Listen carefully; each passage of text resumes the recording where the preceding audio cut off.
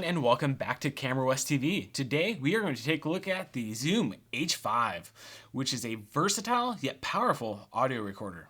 What makes the H5 versatile is that it has the ability to swap out the mic capsule for another different type of capsule.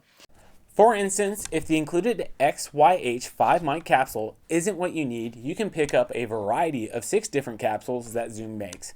You could swap it out for the stereo shotgun mic, mid-side mic, or even a Dual XLR TRS Input Capsule.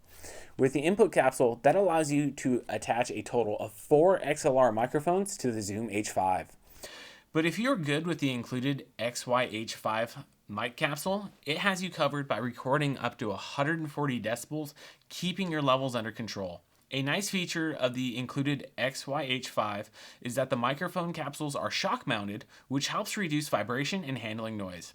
There's also a low cut filter to help eliminate wind noise or any other kind of low frequency rumbles. The H5 has the same low noise preamps as the Zoom H6, providing great sounding recordings in all sonic environments. These are some of the really cool features built into the H5.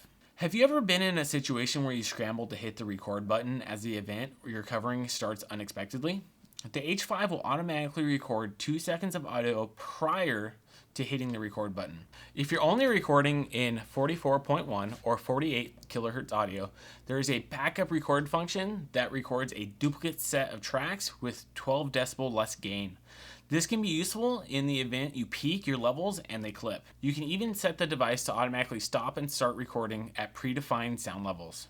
The H5 will run for 15 hours on 2 AA batteries and will run up to a 32 gigabyte SD card.